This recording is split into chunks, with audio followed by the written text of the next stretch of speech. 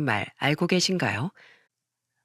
혼인이라는 건 결혼을 하고 아이를 낳는 등 종족 보존을 위해 인간이 해야 할 가장 중요하고 우선순위의 일이기에 이런 말이 생겼다고 해요. 그리고 가족 간의 결합이기 때문에 서로의 가족에게 인정받는 것이 무엇보다 중요한 일이라는 걸 알려주는 말이기도 하죠. 그리고 저는 얼마 전에야 이 말의 중요성을 알게 되었습니다. 요즘 같은 시대에 이런 말은 고리타분하다고 생각할지도 모릅니다. 하지만 제가 겪은 일을 돌아보자면 이 말의 중요성을 깨달을 겁니다. 저희 아버지가 아니었다면 전 돌이킬 수 없는 곤란한 상황에 빠져버렸을지도 모르니까요. 오늘 제게 일어난 어이없는 일에 대해 이제 이야기해보려고 합니다. 사실은 아무에게도 이야기하지 않고 꽁꽁 숨겨둘 생각이었어요. 그리 좋은 일이 아니니까요. 내 얼굴에 침 뱉기밖에 안 된다고 생각했어요. 그런데 아무리 생각해도 저처럼 눈뜨고 당할 수 있는 사람이 있을 것 같아 이렇게 사연을 쓰게 되었습니다. 전 어려서부터 일에 대한 욕심이 많았습니다. 학교 졸업 후 취직을 했을 때부터 연애보단 일에 집중하는 게 더 즐겁고 보람 있는 일이었어요. 주변 지인들이 남자도 많이 소개시켜줬지만 그다지 흥미도 가지 않았고 제 스타일인 남자도 없었기에 그렇게 흐르듯이 나이만 먹어갔죠. 그러니 결혼에 대한 생각은 전혀 하지 않고 있었습니다. 친구들에게 축의금을 주면서도 언젠간 이 축의금을 돌려받을 수 있겠지라는 생각보단 그냥 친구들을 위해 받을 생각 없이 내는 돈이라고 생각했을 정도니까요. 그렇게 전 30대를 넘어서는 남자를 만난 적이 없었습니다. 이렇게나 남자친구 없이 살다 보면 아무래도 부모님께서 걱정을 하시기 마련이죠. 좀 더 어릴 땐 남자친구 없이 아빠 엄마랑 같이 살자며 더 늦게 결혼해도 된다고 하셨던 부모님이었지만 막상 시간이 지나니 확실히 저희 부모님도 달라지시더군요. 만날 때마다 남자친구는 없냐며 캐묻기 바쁘셨어요. 그럴 때마다 전 제가 원하는 사람이 생기지 않으면 일가 결혼할 거라는 말을 하기도 했죠. 그러면 저희 어머님은 항상 고개를 절레절레 흔들며 한숨 쉬기에 바쁘셨어요. 아버진 이런 제 모습에도 절 무척 많이 아껴주셨습니다. 아버지가 항상 하시는 말씀 중에 하나는 외손주를 보고 싶다는 말이었어요. 효정아, 이 애비 소원이다. 아, 언제쯤 시집가서 손주 안겨줄 거니? 내 친구들은 벌써부터 손주 자랑하고 난린데 내가 아주 배 아파 죽겠어. 아빠, 무슨 손주가 하늘에서 뚝딱 떨어지나? 아직 마음에 드는 짝을 못 만나서 그러는데 왜 그러시는 거예요? 아빤 내가 아무 남자나 만나서 시집 가면 좋겠어요? 난 아빠랑 엄마랑 이렇게 사는 게 좋구만. 알았다, 알았어. 그치만 네 나이 40은 넘지 말아야지. 직업도 있고 얼굴도 멀쩡한데 남자친구 한 명을 집에 데려오질 않니? 에휴, 암튼 이 아빠 오래 기다리게 하지 말아줘라.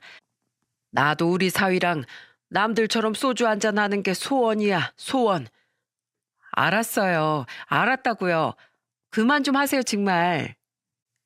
솔직히 아버지의 말이 틀린 것도 아니었어요. 제 지인들, 친구들은 하나둘씩 결혼을 하기 시작했거든요.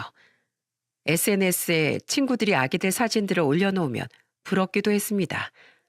하지만 어쩌겠어요. 남자가 없는 것을요. 정말 결혼 정보 업체라도 가입해서 만나야 하나 생각까지 들었습니다. 그렇게 얼마나 시간이 지났을까요? 운명적으로 한 남자를 만나게 되었습니다. 어느 날 퇴근을 하고 집에 가려는데 밖에서 웬 소란한 소리가 들리더라고요. 사람들도 상당히 많이 몰려 있었어요. 무슨 일인가 싶어서 갔더니 고등학생으로 보이는 학생 셋이서 폐지를 줍는 할아버지를 무참하게 짓밟는 게 아니겠어요? 근데 그 학생을 제지한 사람이 있었습니다. 학생들, 그만하지 못해? 힘없는 노인을 이렇게 폭행하면 어떡해? 학교에서 이렇게 배웠어? 아, 아저씨는 또 뭐예요? 누가 꼰대 아니랄까봐. 아저씨도 해코지 당하기 싫으면 당장 꺼지세요. 똑같이 당하기 싫으면. 뭐야? 이것들이 말로 해서는 안 되겠네. 그렇게 말하더니 순식간에 학생 셋을 제압하는 게 아니겠어요? 정말 눈 깜짝할 상황이었습니다. 제압을 당한 학생들은 그 사람에게 무릎을 꿇고 잘못했다고 빌더군요. 나한테 빌 게 아니라 여기 계신 할아버지한테 빌어야지. 어디서 조그만 것들이 어른한테 대들고 있어? 가정교육도 안 배웠어? 아, 네네. 할아버지 죄송합니다. 무례를 범해서 죄송해요. 다시는 안 그러겠습니다. 알고 보니 그 학생들은 폐지를 줍는 할아버지에게 시비를 걸었는데 그 할아버지가 그러지 말라고 훈계를 하니 폭행이 이루어졌다고 했어요. 그 현장을 목격하고 그 남자가 끼어든 것이었고요. 학생들이 무릎 꿇고 사과를 하니 여기저기서 박수 소리가 터져 나왔습니다. 그 현장에 있던 시민들이었어요. 할아버지도 연신 구해줘서 감사하다며 인사를 하셨습니다. 그게 저와의 첫 인연이었어요. 그런데 세상에나 만날 사람은 만난다고 하더니 제가 가입해 있는 동호회에 그 사람이 들어온 게 아니겠어요? 저는 평소 취미로 자전거 동호회에 가입을 해 나름 운동을 하고 있었는데 바로 그 사람이 제 동호회에 가입을 하게 된 거였어요. 솔직히 그 사람을 본 순간 심장이 뛰었던 것도 사실이었습니다. 하지만 쑥스러워서 쉽게 다가가지 못했어요. 몇 번을 같이 자전거를 타고 나서야 자연스럽게 친해지게 되었답니다. 사는 지역도 가까웠고 회사도 제가 다니는 회사와 10분 거리라 우린 급속도로 가까워지게 되었어요. 퇴근하면 항상 같이 밥을 먹었고 술도 한 잔씩 하기도 했고요. 그리고 어느 날 제게 꽃다발을 사서 고백을 하기 시작했습니다. 효정아, 우리가 알게 된 지 이제 고작 2달이 되어가지만 처음으로 고백을 하게 되네. 처음엔 거절당할까봐 두려워서 말을 못했는데 이젠 당당히 말하고 싶어.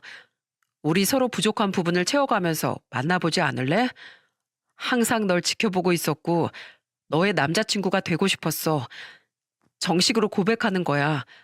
내 여자친구가 되어줘. 그렇게 말을 하며 제게 꽃다발을 내미는데 그땐 얼마나 떨렸는지 모릅니다. 하지만 그 꽃다발을 받은 순간 제 인생은 송두리째 바뀌기 시작했어요. 그땐 왜 몰랐을까요? 화려한 말솜씨로 여자를 꼬시는 남자들은 뭐 아니면 도라는 사실을요. 그땐 그 남자가 도가 아닌 뭐였길 간절히 바랬는지도 모릅니다. 그렇게 전 그 사람의 언변술에 넘어가고 말았어요. 그리고 그 사람을 향한 신뢰에 세기를 받게 된 것, 그의 말솜씨뿐만은 아니었습니다. 만약 말뿐인 사람이었다면 저도 그다지 믿음을 가지지 못했을 거예요. 하지만 그 사람은 성실하게 저와 저의 주변을 자주 챙겨주었어요. 그날은 제 생일이었습니다. 아침에 그 사람에게서 아무 말이 없어서 제 생일을 잊었나 싶었어요. 연락을 할까 말까 고민하던 사이 이미 퇴근 시간이 되어 결국 기분이 좋지 않은 채 퇴근을 했어요. 그런데 건물 밖을 나서는데 익숙한 얼굴이 제 눈에 비치더군요.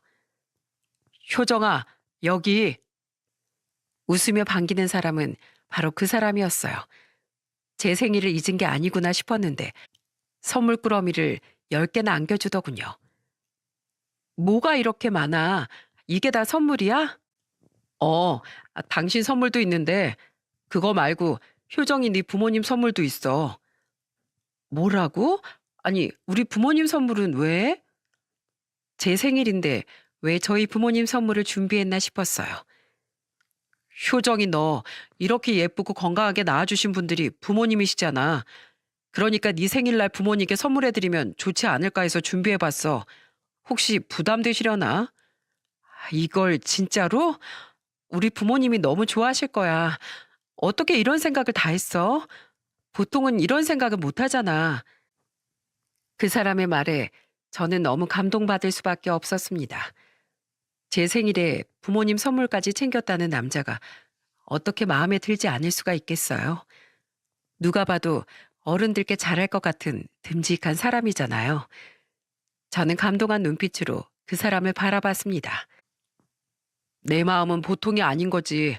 그만큼 진심이란 뜻이야. 그리고 비싼 건 아니니까 부담 갖지 않게 잘 말씀드려줘. 그리고 이건 우리 부모님이 너한테 주는 선물.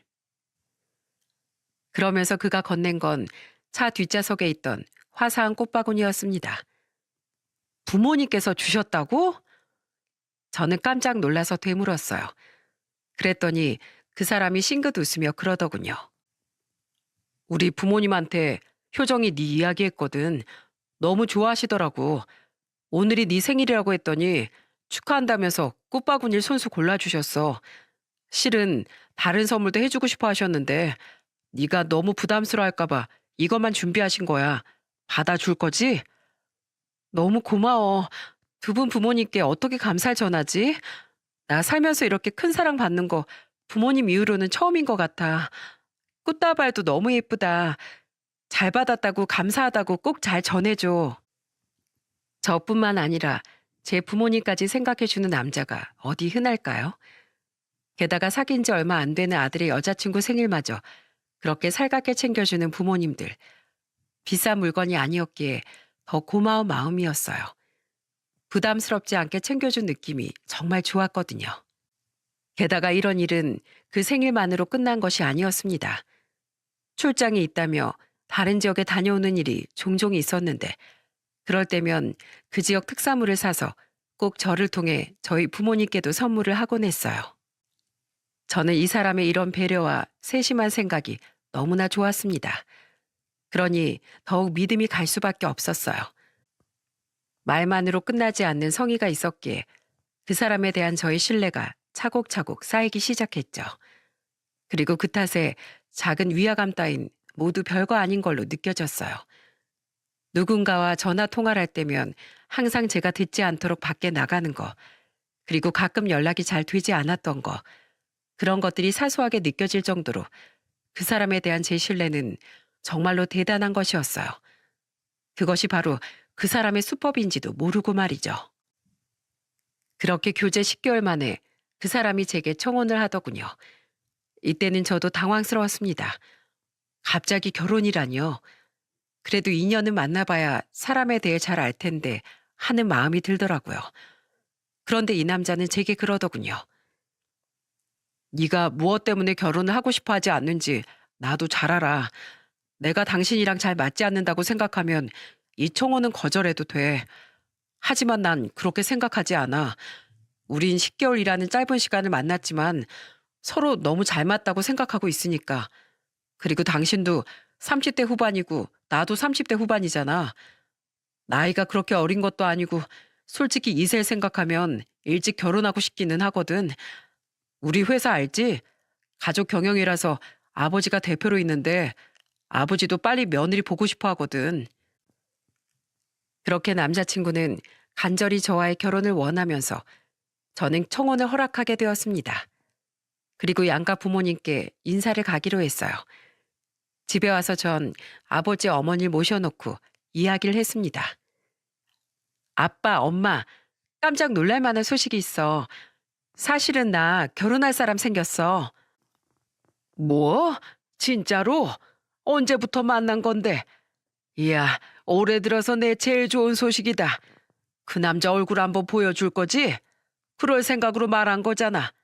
일단은 내가 관상을 좀 봐야 돼. 아빠, 또 그 관상 타령이야? 아니 도대체 관상을 왜 믿는 건데? 그 사람 됨됨이나 성격이나 환경을 봐야 하는 거지. 관상이 대체 뭘 알려준다는 건데. 제발 그럼 미신 이제 그만 좀 믿어. 저는 아버지께 투덜거렸어요. 사실 저희 아버진 관상을 굉장히 중요하게 생각하시는 분이셨거든요. 아버지가 관상에 집중하게 된 확실한 이유가 있었습니다. 저도 많이 들어서 아는 사연이 있었죠.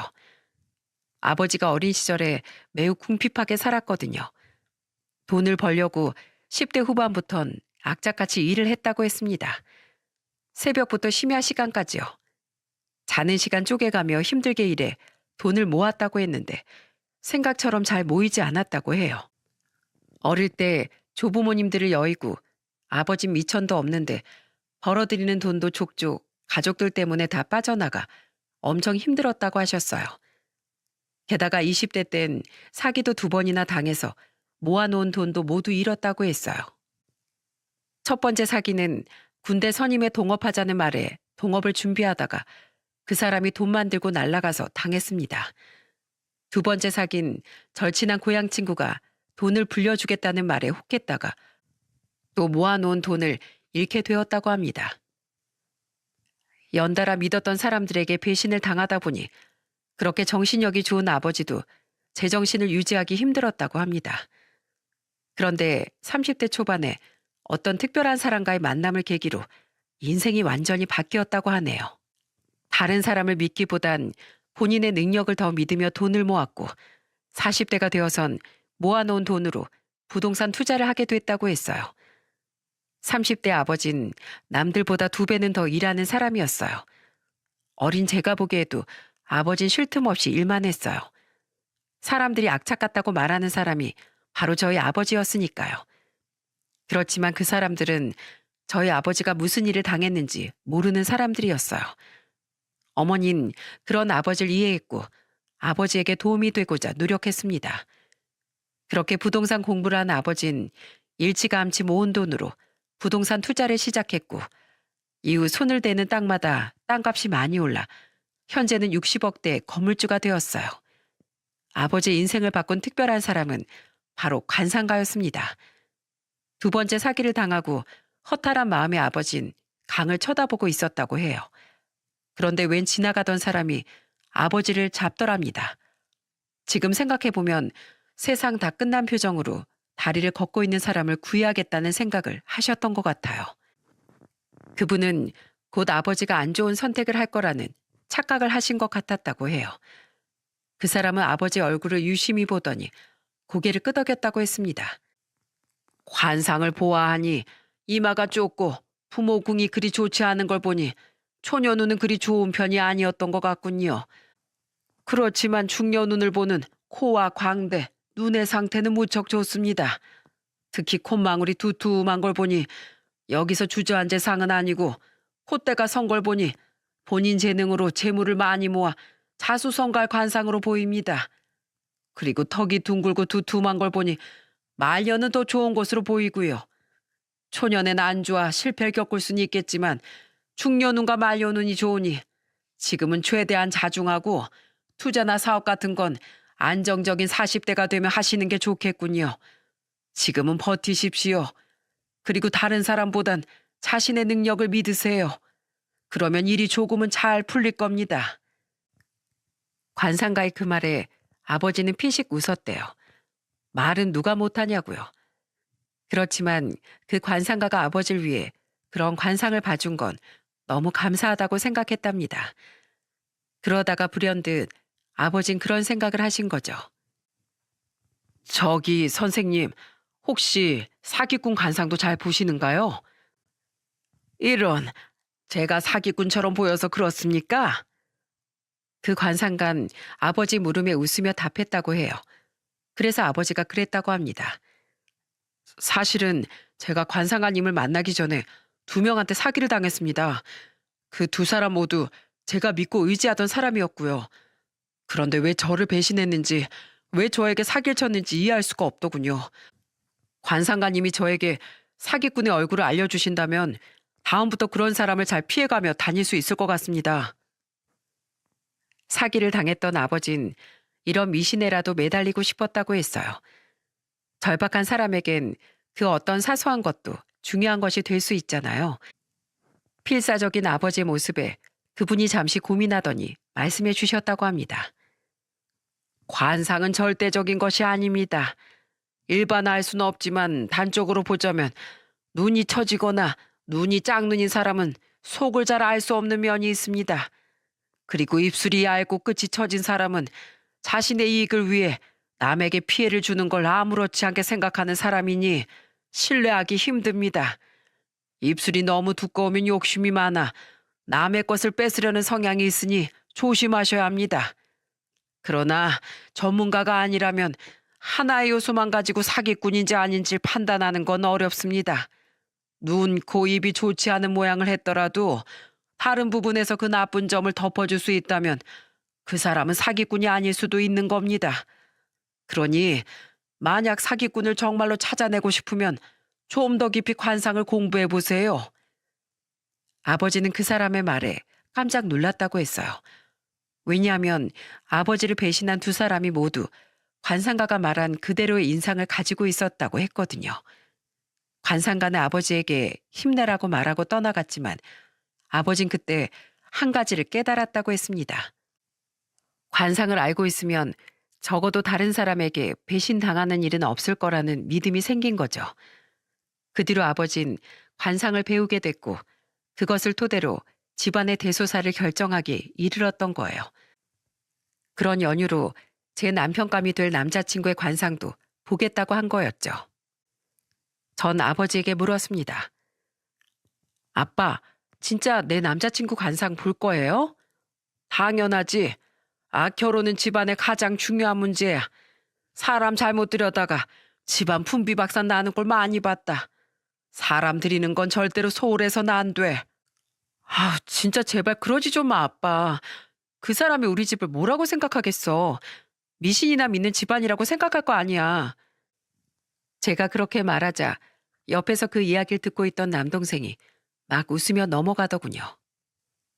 왜냐하면 남동생이 여자친구를 데려왔을 때도 아버지가 관상을 보고서야 결혼을 허락했다고 했거든요.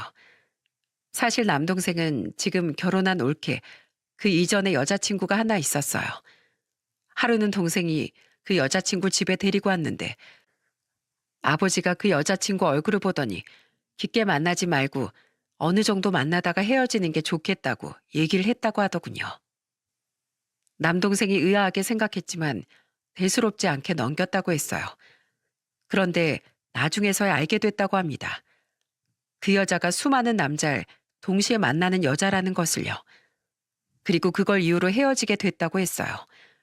그런 일이 있어서 그런지 남동생은 맹신까지는 아니지만 아버지가 사람 보는 눈이 있다고 믿고 있더군요. 남동생의 말을 듣고 나니 정말로 아버지 보는 눈이 대단한가 싶었어요. 그래서 어떻게 할까 고민하다가 일단 남자친구에게 말하기로 했습니다. 만약에 남자친구가 뭔가 곤란한 일이 있으면 아버지를 보지 않겠다고 말할 수도 있으니까요. 남자친구를 만난 날 전 말했습니다. 저기 이상하게 생각하지 말고 들어. 사실은 우리 아버지가 관상을 좀 보셔.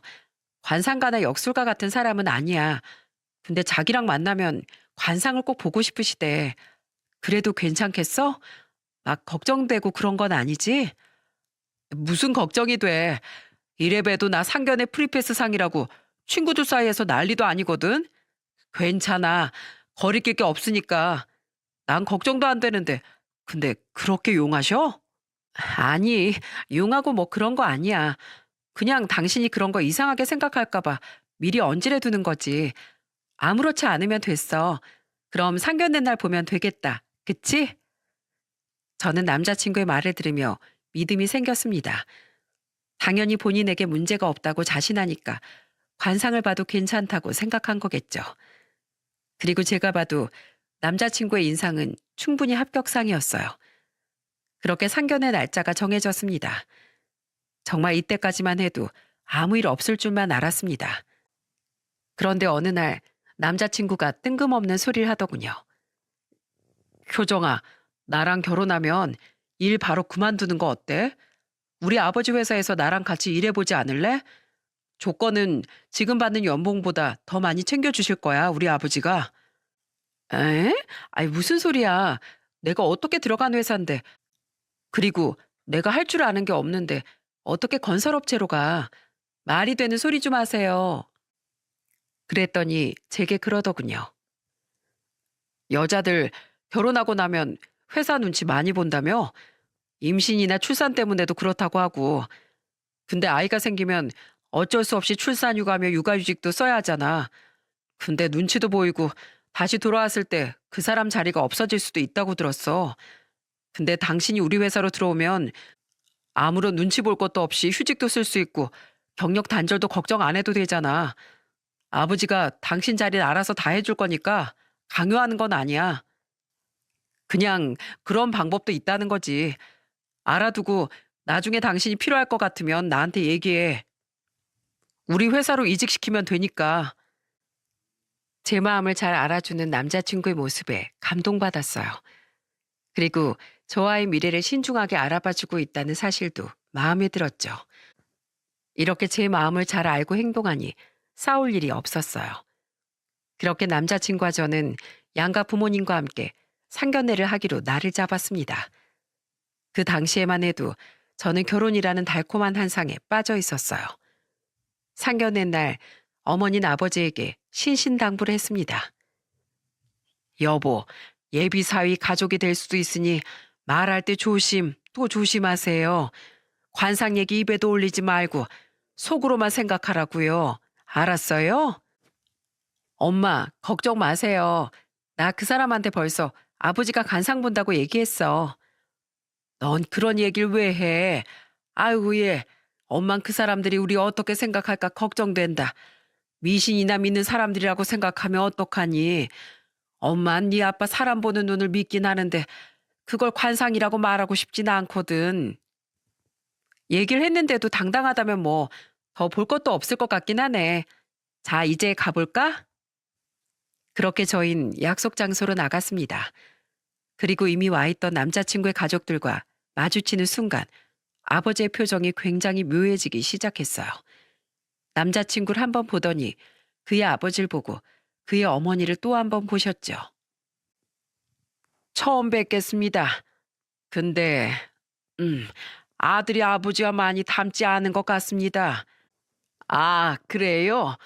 그런 말 자주 듣습니다. 오히려 못난 저보단 지혜밀 닮아서 다행이라고 생각하고 있습니다.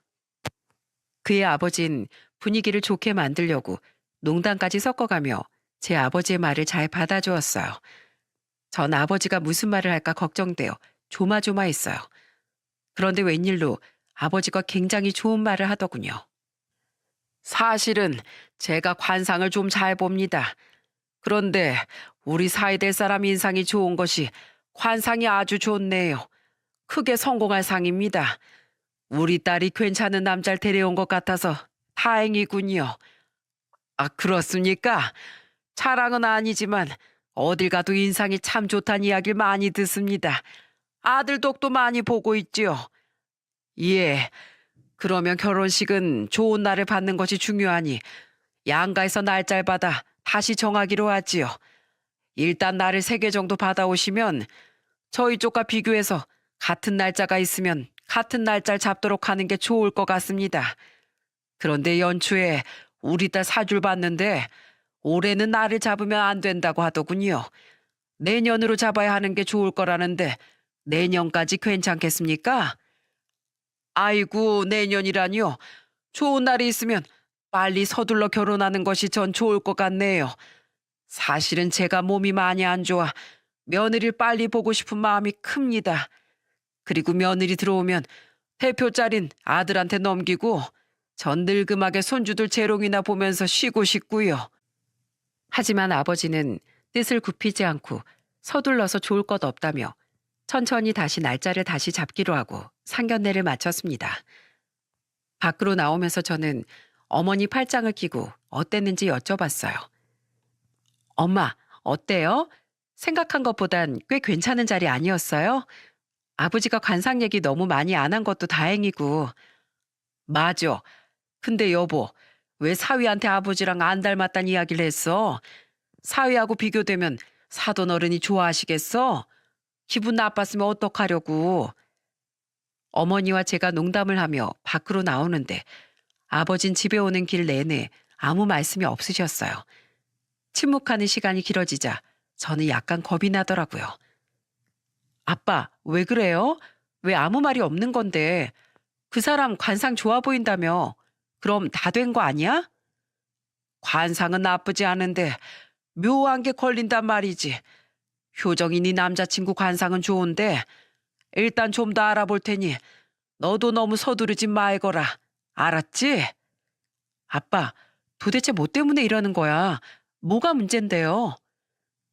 저는 도대체 뭐 때문에 이러냐며 아버지를 따라가며 물었지만 아버지는 아무런 대답도 해주지 않았습니다. 그 대화가 너무 찜찜했어요. 남자친구 관상이 나빴다면 그 자리에서도 아버진 깽판을 쳤을지도 모릅니다. 관상이 너무 나쁘다고 우리 딸은 못 주겠다고 충분히 그렇게 직접적으로 말씀하실 수도 있는 분이었어요.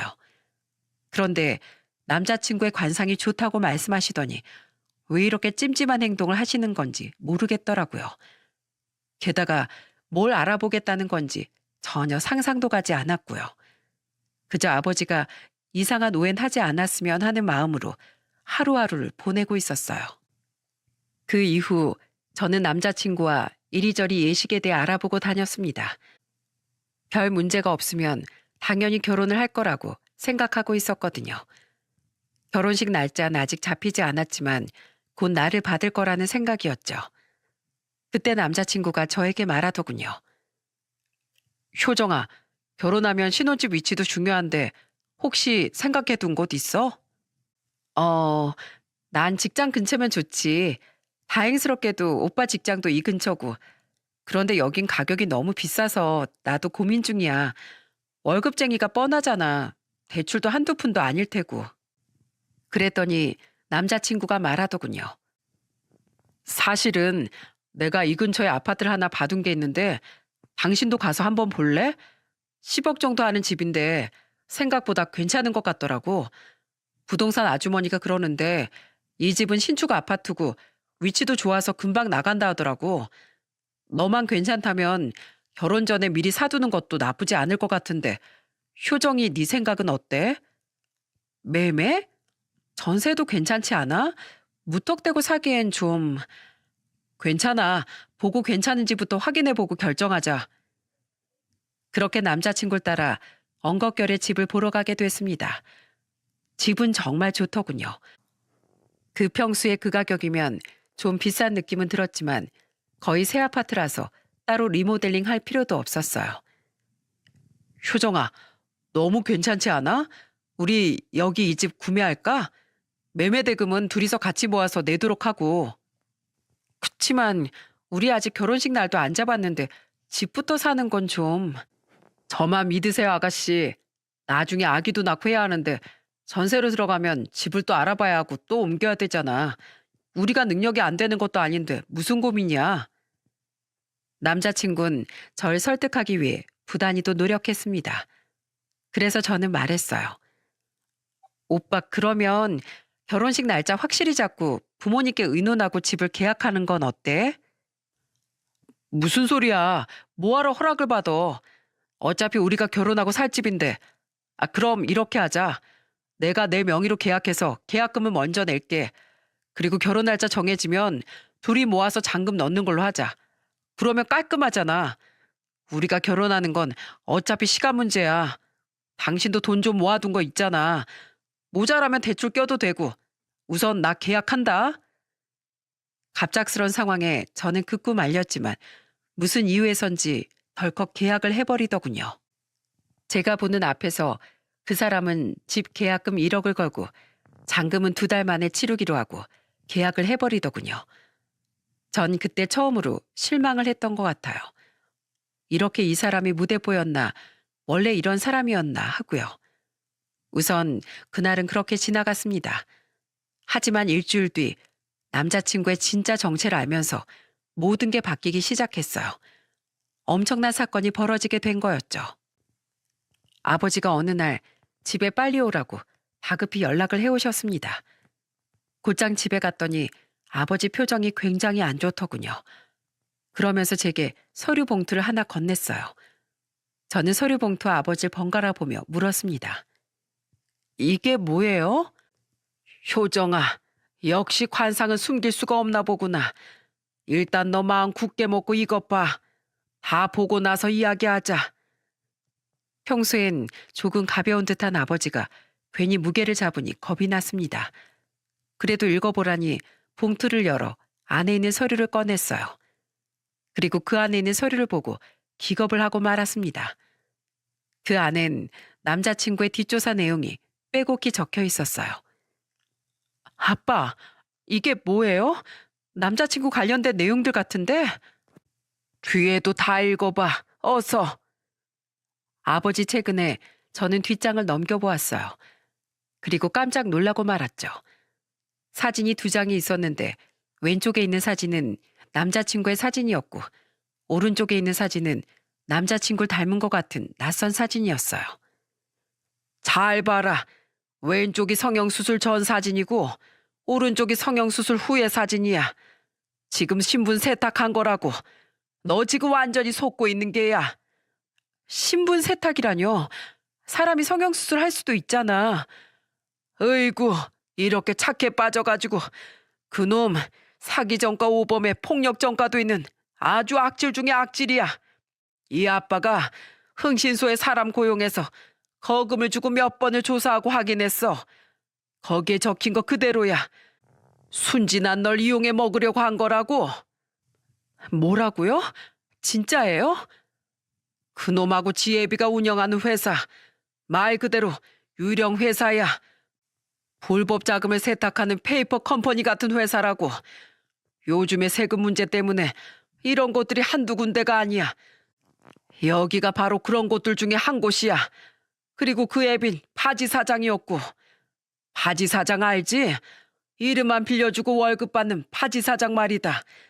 네 남자친구 그놈도 그 유령 회사 소속돼서 월급 받고 있었고. 더 무서운 거 하나 말해줄까? 그놈 깡패야. 범죄 집단에 소속된 무서운 놈이더라고. 너 잘못하면 인생 콜로 갈 뻔했다. 무슨 말인 줄 알겠어? 전 아빠의 말을 듣고 그 자리에서 주저앉고 말았어요. 나름 사람을 잘 본다고 생각했는데 깡패, 불법의 유령업체 직원이었다니 내 자신이 너무 한심하고 부끄럽더군요. 이뿐만이 아니었습니다. 제일 마지막 장 보거라. 그놈 3년 전에 결혼한 사진이야. 결혼도 했고 애도 있는 놈이었어. 알고 보니 전철 두드려 패서 이혼한 놈이더라. 어떻게 여자를 때릴 수가 있냐. 여자를 때린 남잔 짐승만도 못한 놈이야. 난 우리 딸이 똑같이 당할 수도 있었다는 생각이 드니 아주 심장이 떨리더구나. 천만다행이야. 정말 조상님이 도우셨어. 아빤 그렇게 말씀하시며 소주를 한 잔 들이켰습니다. 정말 세상에 믿을 사람 하나 없다고 하더니 그놈의 언변술에 내가 당했다고 생각하니 너무 자존심도 상하고 화가 났습니다. 무엇보다 부모님께 불효를 저지른 것 같아 너무나 죄송했고요. 생각할 것도 없었습니다. 아빠, 죄송해요. 제가 어떻게든 복수를 해서라도 그놈 반드시 무릎 꿇게 만들게요. 날 기망하고 뻔뻔하게 우리 가족까지 속였다는 걸 생각하니 저 더는 가만히 못 있겠어요. 다 엎어버려야 속이 시원할 것 같아. 그래, 우리한테 사기 치려고 한 죄값은 받아야지. 그리고 너한텐 이미 사기를 쳤지 않냐. 혼인빙자 사기. 그놈 정과 오범의 범죄도 하려 해서 그냥은 못 넘어갈 거다. 그리고 아마 그놈은 내 돈을 노렸을 거야. 그래서 너한테 결혼을 재촉하고 서두르려고 했을 거다. 아버지의 말을 들으니 머릿속에 그놈이 했던 행동들, 말들이 주마등처럼 흘러가더군요. 저희 아버지 건물 값어치가 얼마나 되니, 임대 수익이 얼마나 되느냐 등등 몇 번 물어본 적이 있었거든요. 오해를 사지 않으려고 본인 아버지도 한 달에 얼마 버신다, 노후 준비는 다 되어 있다는 둥 이런 식으로 돌려가면서 얘기를 했었습니다. 정말 우라통이 치밀더군요. 결국은 자리를 박차고 일어나 그 쓰레기 사기꾼 놈의 집 주소를 핸드폰으로 입력했습니다. 그리고 그 집으로 향했어요. 그런데 타이밍 딱 좋게도 남자친구에게 연락이 왔더라고요. 결혼할 날짜를 받았다고 하더군요. 그러면서 빨리 절 만나고 싶다고 연락을 해왔습니다. 약속 장소로 갔더니 그 남자가 보이더군요. 그리곤 표정이 그리 좋지 않은 저를 보며 천진난만하게 자기 본론부터 꺼내더라고요. 효정아, 무슨 일 있어? 표정이 안 좋네. 다름이 아니라 오늘 너가 좋아할 만한 이야기 가지고 왔어. 우리 쪽에선 최대한 결혼 날짜를 일찍 잡는 게 좋대. 날 잡고 나면 잔금 치르자. 뭐? 잔금? 그게 무슨 소리야? 무슨 소리라니. 저번 주에 오빠가 아파트 계약금 1억 넣고 왔잖아. 우리가 살 집 말이야. 근데 있지? 지금은 당장 자금이 융통이 안 돼서 그러는데 네가 먼저 잔금 좀 치러주면 안 될까? 2달 정도만 있으면 현금 융통되니까 그때 당신한테 내가 돌려줄게. 나 돈 없는데? 무슨 소리야? 아버님 있잖아. 아버님한텐 9억은 껌값일 거 아니야. 아버님한테 말씀 한번 들어보는 게 어때? 슬슬 본색이 나오는 순간이었어요. 아버지 말대로 그놈은 아버지 돈을 노리고 있었던 거였어요. 쥐뿔도 없으면서 9억이 껌값이라는 그놈의 말을 듣고 참 기가 차더군요. 아마 몰랐을 겁니다. 제가 모든 사실을 알고 있다는 것을요. 돈이 목적이었다는 걸 드디어 알게 된 순간 더 이상 참을 이유가 없었습니다. 아주 꼴값을 하시네. 네 눈에 내가 호구로 보이지? 뭐? 꼴값? 그게 무슨 소리야? 아주 쇼하고 자빠졌네. 어디까지 하나 듣고만 있었더니 아주 사람을 물러보네. 근데 어쩌냐? 네 인생 완전 끝났어. 너 세됐다고. 그렇게 말하고선 아버지가 준 서류들을 그놈 면상에 던져버렸습니다. 뭐?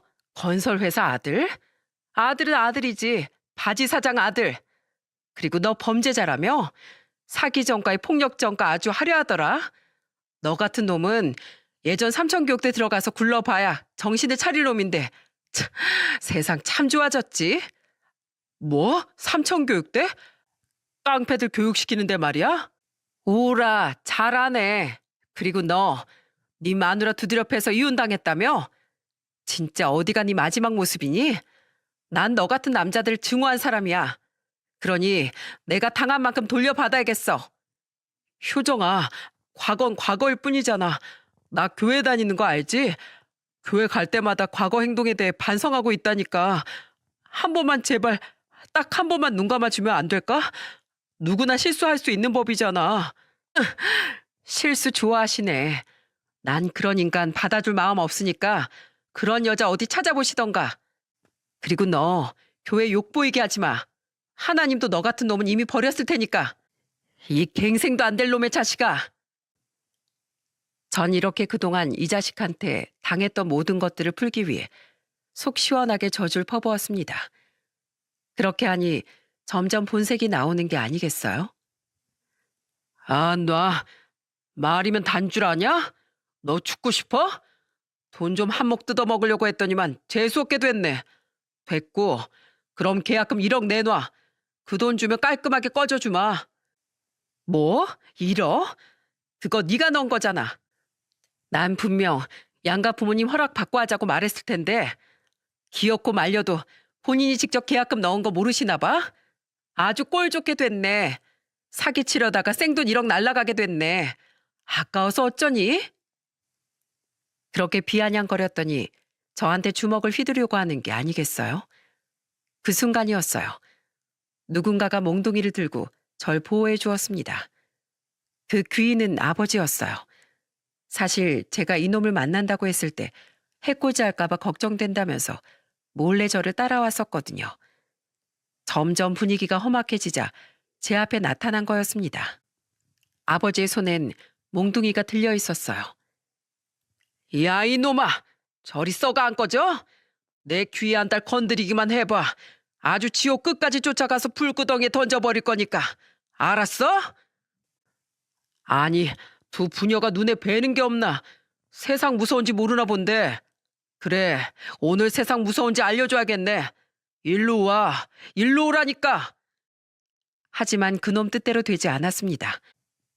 그 순간 삐삐 경찰차가 나타났거든요. 아버진 제게 오시면서 무슨 사달이 날 것 같아 미리 경찰에 신고를 했던 거였습니다. 결국 그놈은 뭐가 그렇게 무서운지 그 소리를 듣자마자 쥐새끼처럼 도망가는 게 아니겠어요? 역시 범죄자들은 떳떳하지 못하니 경찰차만 봐도 도망 다닌다던데 딱 그 짝이었습니다. 아버지의 현명한 처세 때문에 아무 일도 일어나지 않았고 오히려 그놈만 똥줄이 타게 된 순간이었죠. 그놈은 현실을 직시했는지 다음날 제게 전화와서 어제와는 다르게 살살 비는 게 아니겠어요? 효정아, 내가 잘못했어. 이렇게 내가 빌게. 그러니 나 좀 살려주라. 그 1억 내 전 재산이란 말이야. 그 돈 없으면 나 거지처럼 살아야 된다고. 불쌍한 인생 구제한다고 생각하고 한 번만 도와주면 안 될까? 정 안 되면 딱 절반인 5천이라도. 이렇게 애원을 하며 어린애처럼 엉엉 울기 시작하더군요. 하지만 한 번은 당해도 두 번 당할 죄가 아니었습니다. 그 눈물이 악어의 눈물이라는 사실을 전 알고 있었어요. 오천 좋아하시네. 넌 혼인빙자 사기로 콩밥이나 먹을 준비해. 사람 잘못 건드렸어. 한 번만 전화했다간 아주 뼛속까지 탈탈 털어버릴 줄 알아. 알았어? 효정아, 효정아, 끊지 마. 효정아. 전 그렇게 시원하게 끊어버렸습니다. 제게 싹싹 빌며 애원하며 우는 모습을 보니 얼마나 속이 시원했는지 몰라요. 결국 그놈은 본인이 기세등등하게 넣은 계약금을 모두 날려버렸습니다. 더 웃긴 건 계약을 했던 부동산에 찾아가 내 돈 1억 내놓으라며 물건을 부수고 난리를 쳐서 유치장 신세까지 졌다는 소식도 들었어요. 그 심정은 이해가 가네요. 돈 1억을 모으려면 얼마나 개고생을 해야 하는데 그 돈을 날렸으니 그 심정이 오죽할까요? 그러게 죄를 짓고 살지 말았어야죠. 이뿐만 아니라 아버진 익명으로 그놈 아버지가 바지 사장으로 있는 유령회사를 신고해버렸습니다. 그 페이퍼 컴퍼니 말이죠. 아마 그 회사에서 불법적인 자금들이 유통이 됐을 텐데 아버진 그 씨를 아예 싹둑 잘라버린 거였어요. 뒤늦게 그 회사는 폐업을 하고 줄줄이 경찰 조사를 받았다고 했습니다. 아마 또 모르죠. 다른 유령회사를 차려 또 회사를 운영하고 있을지도요. 하지만 아버지가 그러시더군요. 모르면 몰랐지 내가 아는 이상 그냥 넘어갈 수 없다고요. 이 대한민국을 파괴하는 작것들은 모조리 없어져야 한다면서 말이죠. 혼인빙자 사기에 대해선 신고하지 않았습니다. 어차피 죄가 넘쳐나고 그놈하고 더 이상 엮이고 싶지 않았거든요. 혹시라도 해코지라도 할 수 있으니 아버지가 그 선에서 조용히 마무리하자고 하더군요. 그 대신 전 요즘 호신술을 배우고 있어요. 언제 찾아올지 모르니까요. 여자라고 해서 그냥 당하기 싫거든요. 열심히 호신술을 연마해 제 자신을 지켜나가면서 인생을 하나라도 더 배워가며 살아가고 있습니다. 이번 일을 겪으며 아버지한테는 아직도 제가 애라는 걸 깨달았고 많은 걸 배우고 겸손해야 된다는 깨우침을 얻게 되었습니다. 그렇게 전 그 사람과의 악연이 끝이 났어요. 정말 거친 풍파를 겪은 것만 같았어요. 한동안 무섭기도 하고 밖을 돌아다니면서 누가 쫓아오나 뒤를 돌아보기도 했지만 1년이 지난 지금은 무섭지 않습니다. 저는 떳떳하고 죄가 없으니까요. 관상을 잘 보시는 아버지 덕분에 지옥에서 벗어나면서 저는 요즘 관상 보는 법을 취미로 배우고 있는 중이랍니다. 그리고 되도록 부모님과 좋은 시간을 가지려고 노력하고 있어요. 낚시를 좋아하는 아버지를 따라 전국에 있는 낚시터를 다니기도 하고 어머니에게 요즘 음식을 열심히 배우고 있습니다. 고생만 하시는 부모님을 위해 이제는 제가 따뜻한 밥상을 차려드리고 싶거든요. 앞으로 더 이상 부모님께 실망시켜드리지 않기 위해 열심히 살도록 하겠습니다. 지금 이 사연을 들으시는 모든 분들도 돌다리도 두드려보고 건너라는 말이 있듯이 조금 의심이 된다 싶으시면 뒷조사를 해보는 것도 나쁘지 않다라는 생각이 드네요. 요즘 워낙 범죄자가 판을 치는 세상이니까요. 우리의 소중한 것들은 우리가 스스로 지키자고요. 제 사연 끝까지 들어주셔서 정말 감사합니다.